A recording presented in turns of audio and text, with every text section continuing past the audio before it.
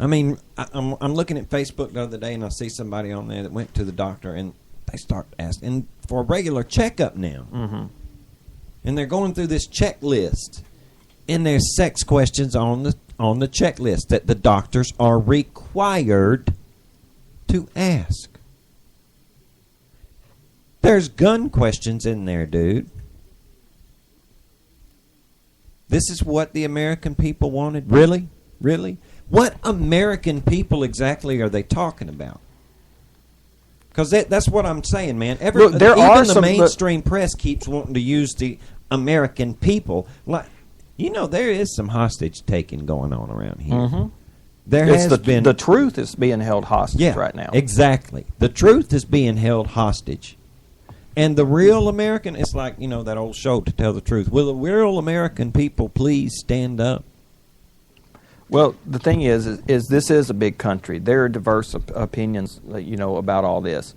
I see some of my liberal friends out there who are railing against Obamacare, but at the same time, then they turn around and rail against Republicans for trying to do something about it. But how can they support? All right, look, I'm going to play a piece of audio. All right. Keep in mind that Barack Obama's looking at the American people in the face, and he's telling them, we care about you. All right, listen. You all talked about children with cancer unable to go to clinical trials. The House is presumably going to pass a bill that funds at least the NIH.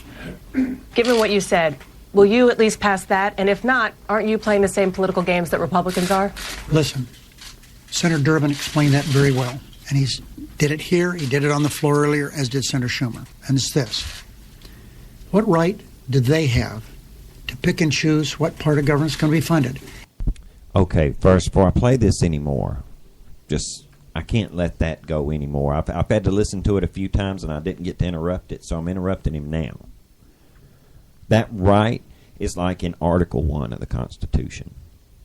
That right. What right do they have? This is Senator Harry Reid, right? Mm-hmm. Senator. Yeah. Actually, he's the majority leader of the Senate. Let me ask you a question. According to the way the Constitution is laid out, that document that they better be following, the Constitution, who controls the purse strings? Because it's under Article 1, there's this pretty clear who controls the purse strings in this country and who has the right to pick and choose what we, the American people, spend money on. Who's that again?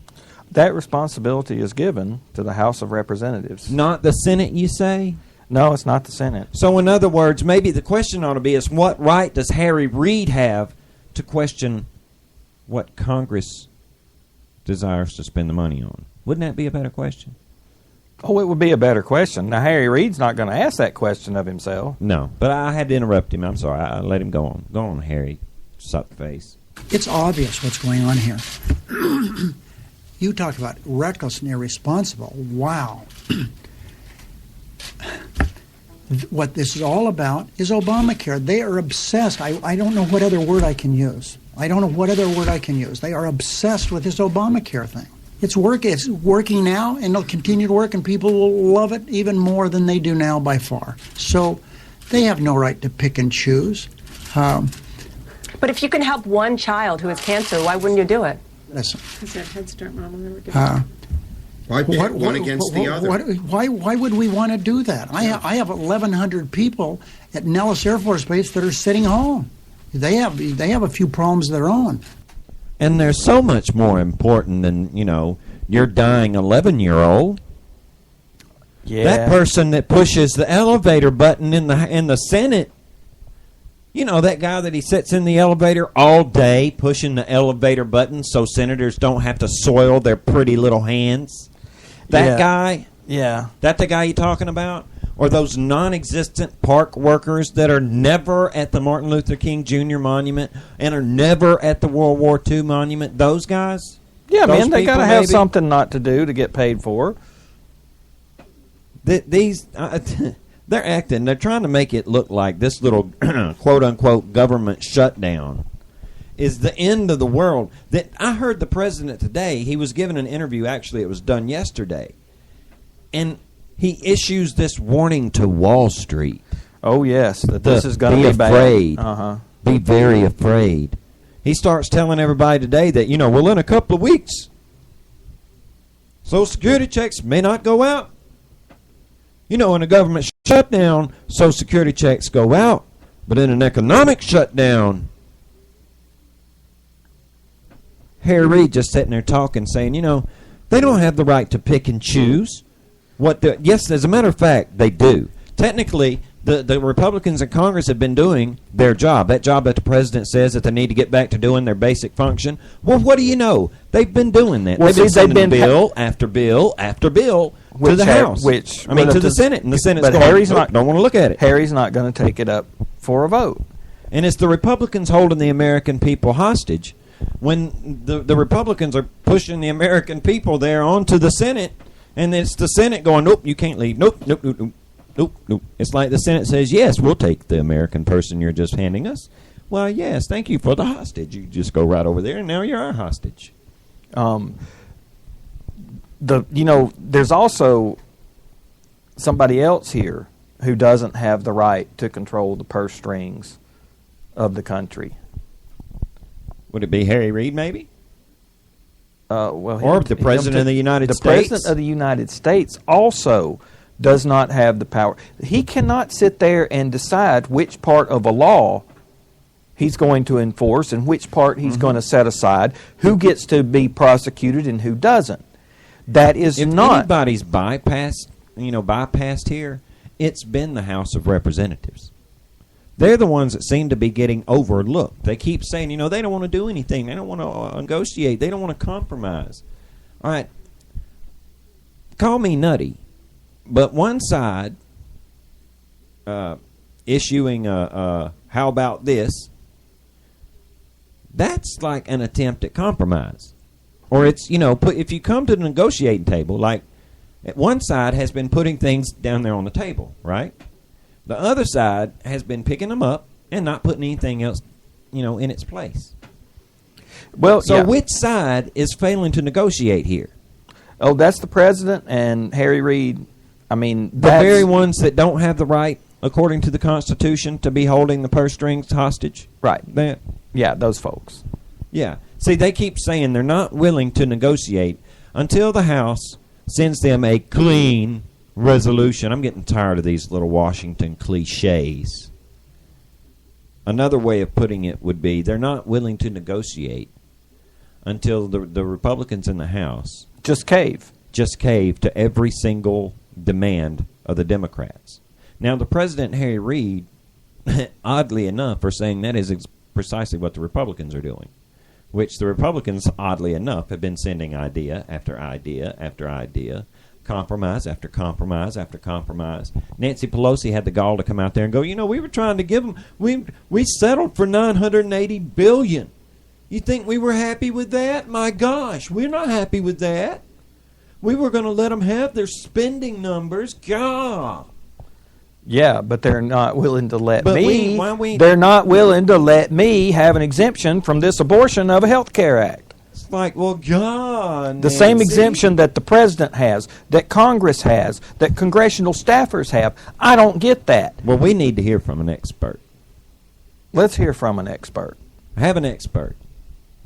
I have two experts. Two of the most outstanding, brilliant minds of our generation.